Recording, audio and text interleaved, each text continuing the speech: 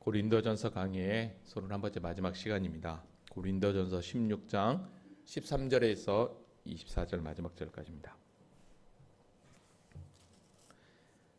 고린도전서 16장 13절에서 24절 마지막 절까지 오늘 고린도전서를 마무리하도록 하겠습니다.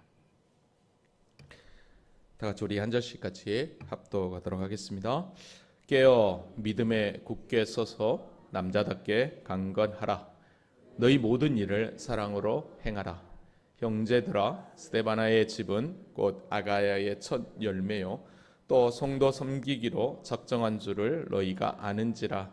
내가 너희를 권하노니 이 같은 사람들과 또 함께 일하며 수고하는 모든 사람에게 순종하라. 내가 스데바나와 부드나도와 아가이오가 온 것을 기뻐하노니 그들이 너희의 부족한 것을 세웠음이라. 그들이 나와 너희 마음을 시원하게 하였으니 그러므로 너희는 이런 사람들을 알아주라. 아시아의 교회들이 너희에게 문안하고 아굴라와 브리스가와 그 집에 있는 교회가 주 안에서 너희에게 간절히 문안하고 모든 형제도 너희에게 문안하니 너희는 거룩하게 입맞춤으로 서로 문안하라. 나 바울은 친필로 너희에게 문안하노니 만일 누구든지 주를 사랑하지 아니하면 저주를 받을지어다. 우리 주여 오시옵소서. 또는 우리 주께서 임하셨도다. 주 예수 그리스도의 은혜가 너희와 함께하고 나의 사랑이 그리스도 예수 안에서 너희 무리와 함께할지어다. 아멘. 31번째 시간으로 고린도전서를 마무리합니다. 우리가 고린도전서 전체 구성을 보면 고린도 교회의 그 문제에 관해서 그 문제에 대한 해답을 이 고린도전서에 다 기록하고 있음을 보게 됩니다. 글로의 지편으로 들었던 분쟁의 문제, 그리고 오늘 본문에 이제 나와 있는 세 명의 고린도 교회 성도들을 통해서 받았던 그 질문, 그거에 대한 답변이 고린도전서의 내용이었던 것을 보게 됩니다. 그러면서 고린도전서 내용 하나하나가 고린도 교회뿐만 아니라 이 땅에 있는 수많은 교회의 그런 문제였음을 우리가 발견했습니다.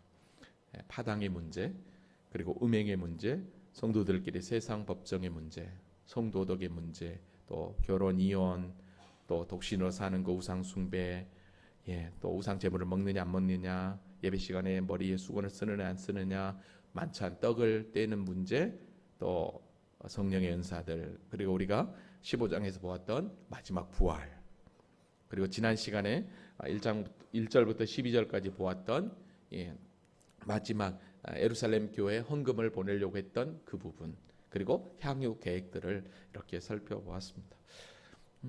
고린도 전서를 이렇게 마무리를 하면서 제가 요즘 이제 고린도 후서를 계속 묵상하면서 고린도 후서를 계속 이렇게 좀씩 이렇게 준비하고 있는데요. 이 고린도 교회의 이 문제가 이 고린도 전서를 받아든 성도들이 잘 해결되면 좋은데 여전히 해결되지 않았습니다. 여전히 해결되지 않고 있기에 사도 바울이 한 번 더 고린도를 방문하게 됩니다. 그래도 고린도 교회 문제가 해결되지 않아서 눈물로 쓴 편지를 보내게 되고, 나중에 이제 고린도 교회 문제가 잘 해결되어서 고린도 후서가 이렇게 기록되어지는 것을 우리가 보게 되는데요. 이제 여러분들이 다음 주에 오실 때는 고린도 후서를 한번 자체적으로 한번 묵상해 보시면서 이 고린도 후서가 어떤 배경하에서 이렇게 우리에게 또 고린도 교회에게 전달되었는지를 한번 살펴봤으면 좋겠습니다. 자, 지난 시간 말씀을 잠깐만 살펴보면 우리가 16장 1절부터 12절까지 그 내용 가운데 1절부터 4절까지는 예루살렘 모 교회의 헌금을 어떻게 모아서 전달할 것인가에 대한 부분들이 있었고요. 그다음 5절부터 12절까지는 사도 바울의 향유, 이제 어떻게 지금 고린도 전서를 편지를 쓰고 난 이후에 어떻게 내가 사역을 할 것인지에 대한 당신의 그 계획을 하나하나 설명했던 것을 보게 됩니다. 특별히 헌금에 관련된 그런 부분에 있어서는 갈라디아 교회에 명한 것처럼 너희 교회가 그렇게 했으면 좋겠다라고 했습니다. 그러면 갈라디아 교회에게 행한 것처럼 너희 교회가 했으면 좋겠다라고 했는데 그게 뭐였느냐? 바로 고린도전서 6장 2절이었죠. 매주 첫날에 즉 주일날이었죠. 너희 각 사람이 수입에 따라 모아두어서 내가 갈 때에 연보하지 않게 하라. 매주 첫날에 수입에 따라 정성을 다해서 모아두라고 했던 걸 보게 됩니다.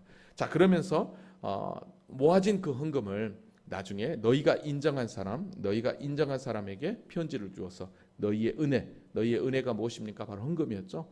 그 헌금을 예루살렘으로 가지게 가게 하라라고 그렇게 얘기했습니다. 자, 그러면서 나도 가게 된다면 나도 그들과 함께 너희가 드린 그 구제헌금을 가지고 예루살렘 모교회로 가겠다라고 이야기를 했습니다. 자, 그러면서 이제 앞으로의 향후 계획을 이야기하는데요. 지금 사실 사도 바울이 고린도 전서를 쓸 때는 어디가 있냐면 에베소에서 지금 목회를 하고 있을 때입니다. 자, 에베소에서 편지를 쓰게 되는데 이제 이 고린도 전서를 쓰면서 이 에베소에서의 이제 약 한 3년의 목회를 마무리를 하면서 앞으로 어떻게 할 것인가에 대해서 이야기를 하고 있죠. 그러면서 하는 얘기가 내가 마게도니아를 지날 터이니 마게도니아를 지난 후에 너희 가겠다. 이 마게도니아는 여기거든요. 사도 바울이 2차로 전도했던 빌립보, 데살로니가, 베레아가 있는 지역이 이쪽이 마게도니아 지역입니다. 그리고 이제 여기 아덴, 고린도 여기가 이제 여기가 아가야 지역이라고 할 수 있는데요. 그러니까 사도 바울이 2차 때 전도했던 육로를 통해서 들렸다가 너희에게 이렇게 가겠다라고 여기서 이야기를 합니다. 자, 그러면서 여기서 이렇게 너희에게 가서 어떻게 하느냐? 너희와 함께 머물러 있으면서 겨울을 좀 지내겠다라고 얘기합니다. 겨울을 지내고 그러면서 이제 여기서 고린도 교회에게 부탁을 하죠. 이는 너희가 내가 갈 곳으로 보내어주게 하려 함이라. 너희가 앞으로 이제 내가 이거예요. 그러니까 여기서 보면 이 고린도에서 이렇게 이제 이게 2차 전도 여행인데 사실 여기 고린도에서 헌금을 가지고 예루살렘으로 가야 되잖아요.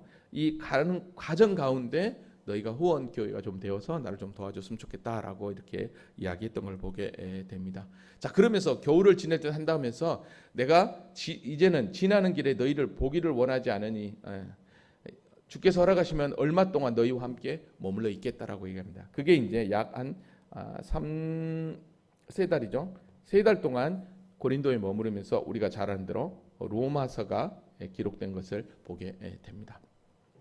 자, 그런데 지금은 내가 아직 못 간다고 하죠. 왜냐하면 오순절까지 내가 에베소에 좀 있다가 너희에게 가려고 이렇게 향후 계획을 하는데 지금 에베소에 어떤 일이 발생했습니까? 광대하고 유효한 문이 열다. 그러니까 복음을 받아들인 수많은 사람들이 많이 있었기 때문에 더 이상 여기를 떠날 수 없었다라고 이야기를 하고 있는 것이죠.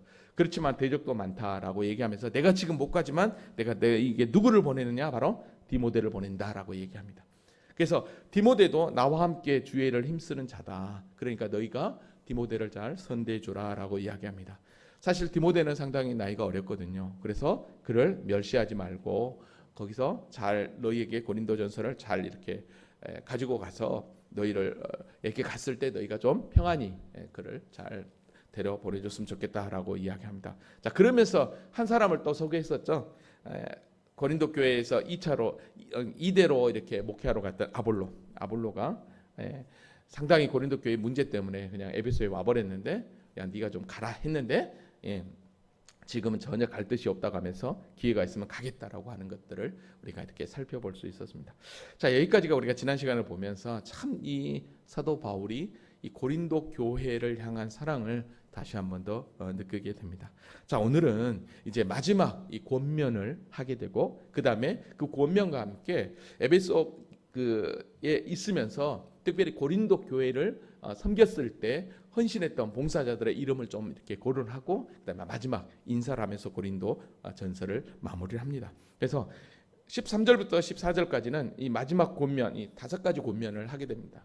그 다음에 특정 성도에 대한 칭찬을 하면서 너희들이 그들을 좀 인정해주고 좀 알아주라, 좀 이렇게 너무 무시하지 마라, 그런 의미로서 이야기를 하고요. 그 다음에 이제 문안 인사와 함께 축도로 이 서신서를 마치게 되는 것을 보게 됩니다. 자, 그러면 본문 한 절 한 절 보면서 다시 한 번 더 우리에게 오늘 이 말씀을 통해서 어떤 은혜를 주시는지 한 번 더 살펴보도록 하겠습니다. 자, 그러면 13절 다 같이 한번 읽어볼까요? 자, 시작. 깨어 믿음에 굳게 서서 남자답게 강건하라라고 얘기합니다. 자, 마지막 권면으로 5가지를 하겠는데 첫 번째로 뭐냐면 깨어 있으라는 것입니다. 깨어 있으라는 것이. 여러분 여기서 깨어 있으라는 것은 어떤 경계나 도덕적으로 깨어 있어야 된다라고 하는 의미보다는 앞으로 이런 되어질 그런 종말을 기다리면서 믿음으로 바로 깨어 있으라는 그런 의미로 여러분들이 해석하면 될 것 같습니다. 여기서 그러니까 깨어 있으라고 하는 건 뭐냐면 바로 조금 있으면 주님 오신다. 그러니까 그 종말을 대비하는 마음으로 깨어 있으라 이런 의미라고 여러분들이 보시면 돼요. 왜냐하면 우리 주님도 마태복음 23장과 24장에 보면 어떻게 보면 마태복음 23장이나 24장은 예수님의 요한계시록적 설명이라고 할 수 있는데 24장에 가보면 우리 주님께서 이런 이야기를 했어요. 마태복음 24장 42절부터 44절을 보면 그러므로 깨어 있으라. 어느 날의 수가 임하는지 너희가 알지 못함이니라. 너희도 아는 바니 만일 집주인이 도둑이 어느 시간에 올 줄을 알았더라면 깨어 있어 그 집을 뚫지 못하게 하였으리라. 그러므로 너희도 준비하고 있으라. 생각지 않을 때에 인자가 오리라라고 이야기합니다. 자, 그러면서 25장으로 와가지고는 열처녀 비유와 달란트 비유가 시작이 됩니다. 그러니까 열처녀 비유와 달란트 비유, 기름을 준비하고 그 다음에 달란트, 2달란트, 5달란트로 깨어 있는, 그게 바로 뭐냐면 깨어 있는 신앙이고 준비하는 신앙이었던 것이죠. 그러니까 오늘 사도 바울도 바로 그거였습니다. 그러니까 깨어 있어라. 첫 번째 보면은, 그러니까 이 종말의 때에 어떤 환난과 핍박이 온다 할지라도 우리 주님께서 늘 깨어 있으라는 거죠. 인자가 언제 올지, 주님이 언제 오실지 모르고 이렇게 깨어 있으라고 했으니까 늘 준비하고 있어라라고 하는 마음으로 마지막으로 이 고린도 교회 성도들에게 권면하고 있는 것을 보게 됩니다. 사실 이 깨어 있으라고 하는 것은 더더욱 왜 이렇게 종말을 준비하면서 깨어 있으라고 했냐면 이런 의미도 될 수 있어요. 뭐냐면 이 고린도 지역이 사실 음란의 도시였잖아요. 그 다음에 이 헬라 철학이 성행해서 이 영지주의 이단과 쾌락주의가 상당히 판을 쳤습니다. 그 다음에 또 고린도 교회 같은 경우는 은사가 상당히 하나님께서 풍성한 줌을 줬어요. 그래서 우리가 그 고린도 교회 우리가 14장을 공부할 때 은사를 공부할 때 상당히 좀 신비적인 어떤 은사를 가지고 있는 사람들은 그 우월감에 자칫 교만함에 빠져 있었거든요. 그래서 그런 거에 대해서 경계를 하면서 어떻게 합니까? 깨어 있으라라고 했던 것을 보게 됩니다. 자, 그러면서 제가 이 말씀을 준비하면서요, 특별히 깨어 있는다라고 했을 때 방금 마태복음에서는 준비하고 있어라. 그래서 25장에서 열처녀 비유와 달란트 비유가 간다고 그랬잖아요. 그래서 정말 깨어 있는 신앙이 뭘까라고 생각하니까요. 어쩌면 이거 아닐까 싶어요. 그러니까 영적 분별력을 정말 잃지 마라라는 거죠. 마지막 때 영적 분별력을 잃지 마라는 거예요. 왜 영적 분별력을 잃지 말라냐면 우리가 영적으로 분별력을 잃어버리면 그게 참인지 거짓인지를 모르는 거죠. 그래서 어떤 목사님이 잠깐 이렇게 책을 쓴 걸 봤는데 영적 치매를 이야기를 했더라고요. 성도들이 자꾸만 신앙생활 오래 하면 오래 할수록 자칫 어르신들이 치매에 걸린 것처럼 영적 치매에 걸려버린다. 그러면 영적 치매를 걸리는 것은 곧 이게 영적 분별력을 놓쳐버리는 거거든요. 그래서 그렇구나. 진짜 깨어있는 신앙은 영적 치매에 걸리지 않는, 영적 분별력을 가지고 늘 깨어있어야 되는 거구나라는 거죠. 그러면서 우리가 주일 오후에 사무엘상을 공부하고 있잖아요. 사울의 모습을 보니까 사울이 진짜 영적 분별력을 잃어버린 영적 치매에 걸린 자가 아닌가. 왜냐하면 우리가 잘 아는 대로 제사장이 드릴 번제를 자기가 드려버리잖아요. 그리고 하나님께서 다시 한번 기회를 줘서 아말렉을 완전히 진멸하라고 했는데 완전히 진멸하지 않는, 그런 말미암아 우리 주님께서 순종이 제사보다 낫다라고 하는 그런 이야기들이 막 있었잖아요. 그러니까 이게 진짜 영적 분별력을 놓쳐버리면, 그러니까 깨어있지 않으면 영적 치매에 걸려버리면 자기 하고 싶은 대로 해버리는 거예요. 이게 정말 무서운 거구나라는 거 다시 한번 이렇게 느끼게 됩니다. 그래서 처음으로 이 고린도 교회 성도들에게 마무리를 하면서 깨어있어라, 이 말은 어쩌면 이 종말의 때에 영적 분별력을 가지고 바른 신앙 가운데 영적 침해에 걸리지 않도록 바로 서 있어라 라는 의미라고 할 수 있겠습니다. 오늘 저와 여러분에게 주시는 우리 주님의 메시지라고 생각을 합니다. 아멘. 그래서 영적 침해에 걸리지 않도록 늘 깨어있는 신앙 저와 여러분이 되기를 원합니다. 자, 첫 번째는 깨어있는 거였습니다. 그 다음에 두 번째는 믿음에 굳게 서 있으라고 이야기합니다. 여러분, 믿음에 굳게 서라는 것은 우리가 믿음의 근거는 무엇입니까? 예수 그리스도의 십자가와 부활 신앙이죠. 그러니까 십자가와 부활, 즉 참된 복음에 바로 서 있으라는 것입니다. 그러니까 지금 좀 전에 얘기했지만 이 고린도 지역이 음란의 도시고 이게 헬라 철학 그런 게 성행하다 보니까 자칫 잘못하면 흔들릴 수 있단 말이죠. 그래서 십자가의 복음과 그 부활 신앙으로 바로 서 있는 것, 그것이 바로 무엇입니까? 믿음에 굳게 서 있는 거다라고 알 수 있겠습니다. 자, 그다음에 세 번째는요, 남자답게 강건하라고 했는데 이걸 따로 한번 분리해 볼게요. 남자답게 있으라는 것입니다. 신앙생활. 여러분, 남자답게 대범하게 행동하라는 그런 의미예요. 여러분, 이 고대의 남자 다움, 그러니까 남자답게 하면 남자다움이라는 건데, 이 남자다움은 그 당시에 운동 경기에서 하는 운동 그 선수들은 막 근육 좋고, 그다음에 이 검투사들 막 전쟁에 나가는 이런 용사들을 이야기할 때 남자다움, 남자답게 이런 의미를 하고 있었거든요. 그러니까 어떤 환난과 핍박이 너희에게 찾아온다 할지라도 그렇게 남자답게 이렇게 무엇입니까? 그 군인답게, 검투사답게, 운동 선수답게 그렇게 길을 하는 거예요. 그렇게 기르는 거예요. 그러니까 영적으로 그 정도로 충만하라 이런 의미라고 할 수 있겠습니다. 그다음에 이제 네 번째는 강건하라. 여기는 이제 강건하라고 또 여기서 이제 비슷하지만 이 강건함은 외적으로 표출되는 그런 강함이라고도 할 수 있겠습니다. 그러니까 뭐 남자답게 강건하라는 뭐 똑같은 말이지만 외적으로나 내적으로 영적으로 강하고 담대하라 이런 의미라고 할 수 있겠습니다. 자, 그러니까 마지막으로 사도 바울이 고린도전서를 이렇게 마감하면서 너희들을 정말 내가 당부하는데 정말 깨어있는 신앙이 되고 믿음 안에 굳건히 서고 정말로 남자답게 좀 강건해라. 그러면서 이제 마지막 14절에 이렇게 고면합니다. 너희 모든 일을 사랑으로 행하라 라고 얘기합니다. 여러분, 그래서 우리가 고린도전서 13장을 보면 이게 정말로 해답이죠. 여러분, 그러니까 우리가 이 고린도 교회의 모든 문제를 한번 잘 봐보십시오. 분쟁의 문제부터, 그 다음에 우상 재물을 먹는 문제, 또 은사 문제, 세상 법정에 소송하는 문제, 이혼하는 문제, 이 모든 문제의 배경은 무엇입니까? 뭐가 없어서 그렇게 된 거죠? 사랑이에요. 사랑이 빠져버려요. 그러니까 사랑이 빠져버리면 꽝인 거예요. 그러니까 아무리 우리가 고린도전 13장을 우리가 암송하는 분들도 있겠지만 정말로 천사의 말을 하고 해도 울리는 꽹과리밖에 되지 않는 거예요. 소리나는 구리밖에 되지 않는 거예요. 그래서 사랑이라고 하는 것은 무엇입니까? 오래 참고 온유하고 그렇게 쭉 이야기하고 있는 것이죠. 그래서 사도 바울이 어쩌면 정말로 가장 우리에게 필요한 게 뭐냐, 이 모든 일에 앞에서 방금 이야기했던 믿음에 서서 남답게 강건하라고 할 수 있고 1장부터 15장까지 전체적인 내용이라고도 할 수 있겠죠. 이 모든 것들을 행할 때 사랑으로 해라. 십자가의 사랑이 빠져버리면 안 된다라는 거예요. 여러분, 십자가의 사랑이 빠져버리면 그 사랑이 차 있는 그곳에 여러분 사랑이 빠져버리면 뭐가 차겠습니까? 당연히 사랑이 없으면 무관심, 무심, 시기, 질투가 자동적으로 오게 되는 거예요. 왜 그렇게 됩니까? 또 사울을 이야기하면 하나님의 영이 사울을 떠나니까 뭐가 들어왔죠? 사울에게 악령이 들어왔잖아요. 그래서 잠을 이룰 수 없었잖아요.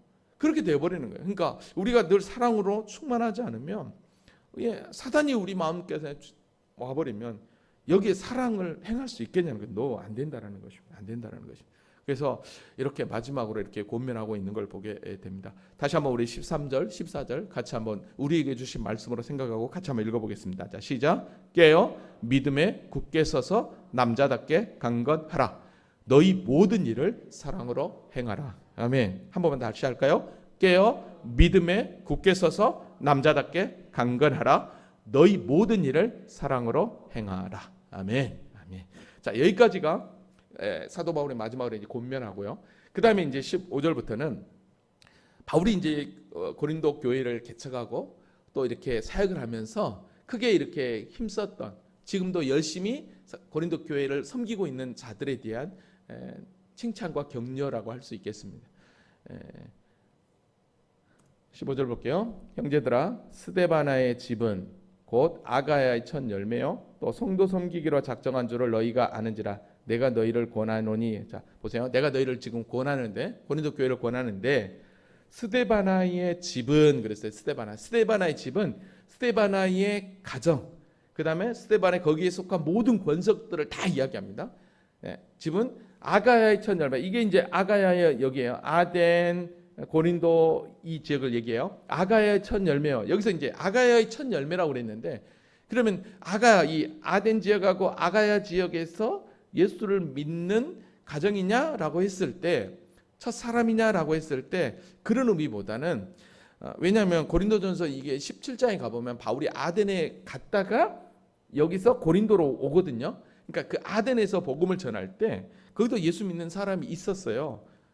사도행전 17장 34절에 보면 몇 사람이 그를 가까이 하여 믿으니 그 중에는 아레오바고 관리 디오누시오와 다발이라 하는 여자와 또 다른 사람들도 있었더라라고 분명히 그랬어요. 근데 여기서 어떻게 합니까? 아가야의 첫 열매라고 한다면 이 아덴과 고린도가 아가야 지역이거든요.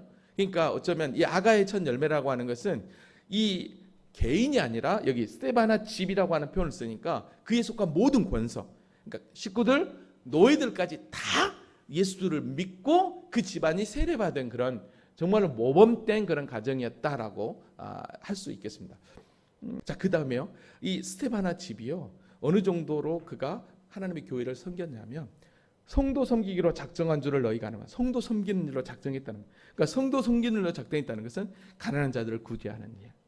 그 다음에 특별히 이런 그 스데바나 집 이런 데들은 그 당시에는요, 이런처럼 공적인 교회가 없었습니다. 가정집에서 다 가정 예배가 드렸습니다. 그러니까 거의 자기 집을 오픈해가지고 교회가 되었던 거죠. 그러니까 이 스데바나는 가난한 사람을 구제하는 일에 특별히 더 앞장섰고 자기 집을 교회로 오픈했었고, 어쩌면 성도 섬기는 기로 작정한 줄 알았다면 어쩌면 여기서 우리가 잘 아는 대로 그 예루살렘의 모교회 구제헌금 하는데도 앞장서는 인물이 아니었을까라고 생각을 해봅니다.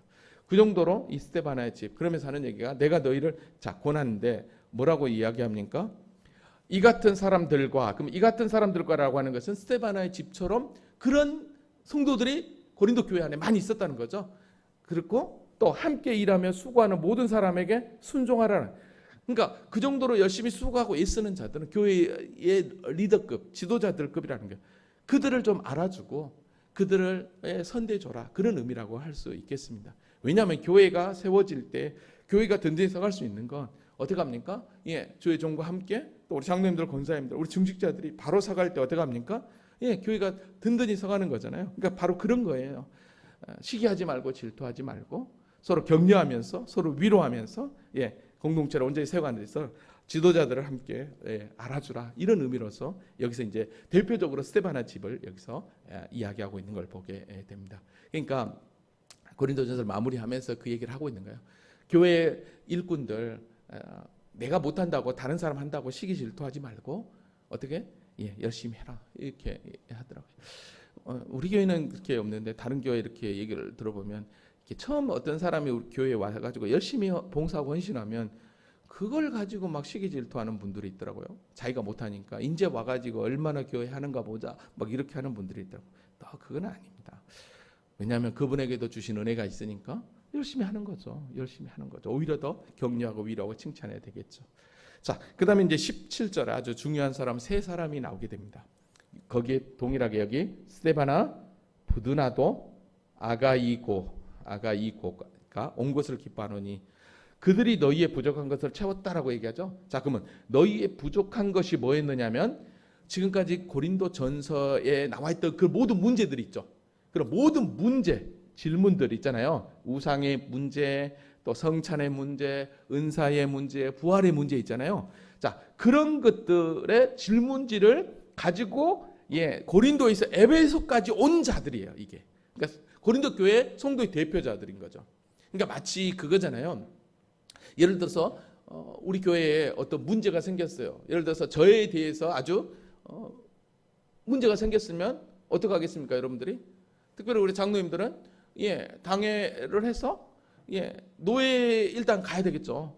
노예 어른을 찾아가서 이 시찰장이나 찾아가서 이 목사님, 우리 교회에 문제가 있습니다. 우리 교회 담임 목사님 이런데 이거 어떻게 했으면 좋겠습니까? 그런 격인 거죠. 예, 그럴 일이 없어야 되겠죠. 예. 스데반이나 나도나 아가이오가 바로 그런 격이었습니다. 그러니까 고린도 교회의 그런 문제, 아까 얘기했던 그런 우리가 배웠던 은사적인 문제, 부활의 문제, 이런 모든 문제들 이거 어떻게 했으면 좋겠냐는 거지. 그거에 대해서 질문지를 가지고 에베소에 있는 바울에게 찾아온 거예요. 그러니까 어떻게 합니까? 이가 온 것을 기뻐하는 그들이 너희의 부족한 세웠다. 왜?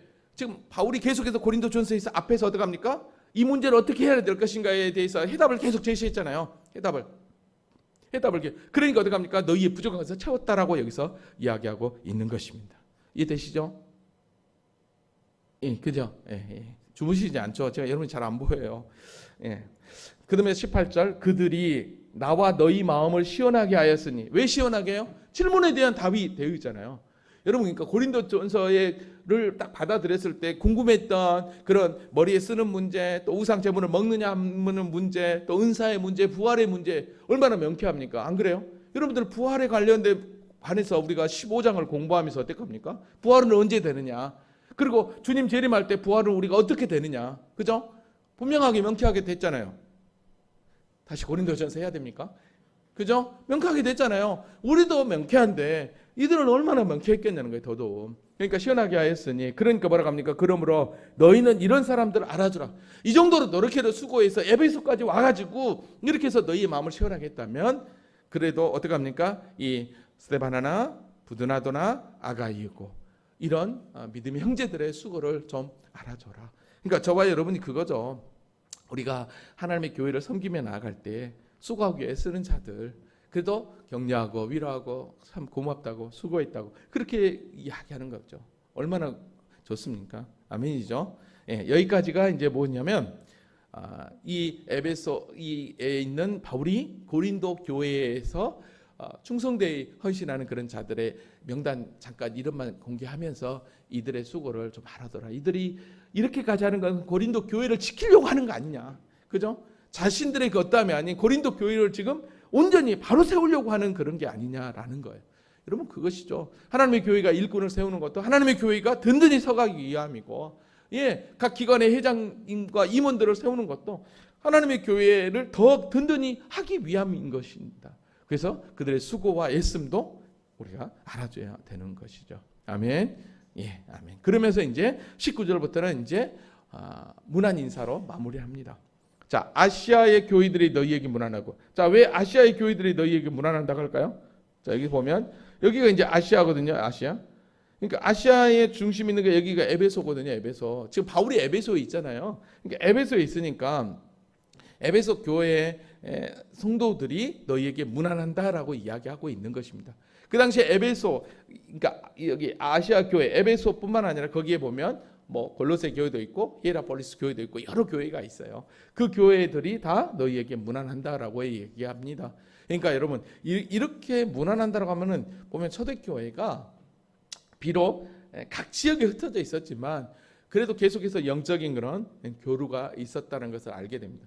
우리가 예전에 그랬던 것 같아요. 뭐냐면 지금은 이제 우리가 그 하도 방송이나 인터넷에서 설교들이 많이 쏟아지니까 그렇지만 불과 얼마 전까지만 해도 이웃교회가 부흥회 하면 우리가 막 쭉 가가지고 거기 참석해서 같이 은혜 받고 막 그랬잖아요.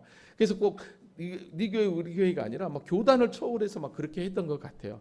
근데 지금은 이제 그런 모습들이 거의 막 사라져 버리잖아요. 본교회에서 부흥회도 참석하지 않는데 아마 그런 것 같아요. 그러니까 참 그 당시에 이런 초대교회 모습이 그런 모습이었던 것 같아요. 그 다음에 아굴라와 브리스가와 그의 집에 있는 교회가 주 안에서 너희에게 간절히 문안하고. 왜 갑자기 아굴라와 브리스가 얘기 나올까요?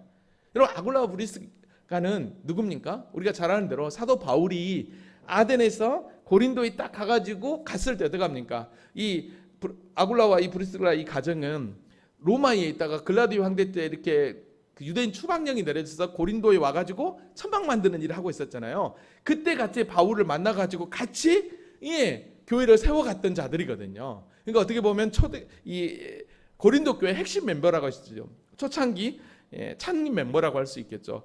그들이 지금 어디 있냐면 에베소 와 있거든요. 이 아굴라와 브리스가가. 그러니까 이 아굴라와 브리스가 여기도 어떻게 합니까? 자기 집을 오픈해가지고 교회를 섬기고 있는데 고린도 교회 성도들, 왜냐하면 첫 창립 멤버에서 에베소에 지금 와 있는 상황이니까, 그래서 서로 이렇게 문안한다라고 이야기하고 있습니다. 그러면서 이제 20절에 모든 형제도 너희에게 문안하다. 모든 형제도 너희에게 문안한다. 그러면서 너희는 거룩하게 입맞춤으로 서로 문안하라. 즉 성령의 교통하심과 그 은혜 가운데서 서로 하나가 되라라고 마무리를 합니다. 그러면서 21절에 이렇게 얘기합니다. 나 바울은 친필로 너에게 문안한다라고 얘기합니다. 사실 사도 바울은 거의 대부분이 대필이었습니다. 대필. 근데 가장 마지막에 당신이 친필로 마지막에 이렇게 사인한 격으로 친필로 이렇게 해요. 편지를 그렇게 했어요. 이 얘기는 무슨 얘기예요? 이게 사도성을 가지고 있다는 거죠. 이거는 분명히 내 의견이다. 내가 너에게 진짜 하고 싶은 그런 내용이다라고 하는 것들을 여기서 다시 한 번 더 확인을 하게 됩니다. 자, 그런데 여러분 보세요. 이렇게 하고 이제 끝나는 줄 알았어요. 근데 22절에 보니까 뭐라고 하냐면 22절 다 같이 읽어보겠습니다. 자, 시작. 누군지 주를 사랑하지 아니하면 저주를 받을지어다. 우리 주여 오시옵소서. 또는 우리 주께서 임하셔도. 갑자기 그러잖아요. 아니 이제 인사로 끝날 줄 알았어요. 그랬더니 만일 누구든지 주를 사랑하지 않으면 저주를 받을지어다라고 해버리는 거예요. 갑자기 이제 다시 또 하는 거잖아요. 그런 거 있죠. 무엇입니까? 이거 PS 추신 우리가 막 편지를 쓰고 까먹은 게 있잖아요. 그럼 거기다가 추신해서 너 뭐 해라 이런 의미로 여러분들이 보시면 될 것 같습니다. 그러니까 다 끝내려고 했는데 다시 한 번 더 강조하는 거예요. 주를 사랑하지 않으면, 즉 사랑으로 이 모든 일들을 행하지 않으면 저주를 받는다라고 이야기를 딱 해버립니다. 그러니까 참 사도 바울이 그냥 마지막까지 아주 그냥 간을 조리게 하고 있습니다. 주를 사랑하지 않으면 저주를 받는다. 그러면서 우리 주여 오시옵소서. 이게 계시록 가장 마지막 장에 있는 마라나타거든요. 아멘 주 예수의 오시옵소서. 똑같이. 그러니까 참 이 사도 바울도 사도 요한도 그 당시에 모든 사도들도 동일하게 주님의 재림을 사모하고 있었던 걸 보게 됩니다. 그러니까 이 고린도 교회 성도들에게도 아멘 주 있어요. 다시 오실 그 주님을 소망하면서 마무리를 합니다. 자, 그러면서 이제 마지막 축도로 우리가 잘 아는 대로 고린도후서 14, 13절에 제가 이제 축도하는 그 내용인데 그 축도의 내용으로 편지를 마무리합니다. 같이 읽어볼까요? 주 예수 그리스도의 은혜가 너희와 함께하고 나의 사랑이 그리스도 예수 안에서 너희 무리와 함께할지어다. 아멘. 축도로 이렇게 마무리를 딱 합니다. 여러분 말씀을 정리합니다. 이렇게 딱 마무리를 하고 사도 바울이 아까 세 명의 스데바나를 비롯하여 이가니온, 부드라도와 함께 디모데와 함께 편지를 보내거든요. 자, 편지를 보내면서 어떤 생각이 들었을까요? 이 편지를 받아든 고린도 교회가 다시금 그 분쟁의 문제에서, 그리고 그들이 질문했던 여러 가지 그런 은사적인 문제, 우상의 제물을 먹느냐 안 먹느냐, 또 부활의 문제, 기타 여러 가지, 고소하고 결혼하고 막 이런 모든 문제들이 정말로 잘 해결됐으면, 그리고 이런 것에서 정말 자유하여서 진짜 복음이 주는 그 은혜, 예수 그리스도 십자가 사랑으로 하나 되기를 원하는 마음으로 사도 바울은 계속해서 무릎을 꿇지 않았을까 생각을 해봅니다.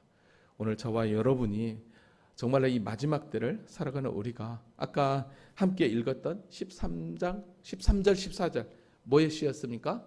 깨어 믿음으로 굳게 서서 남자답게 강건하고, 그 다음에 이 모든 일에 사랑으로 행하라.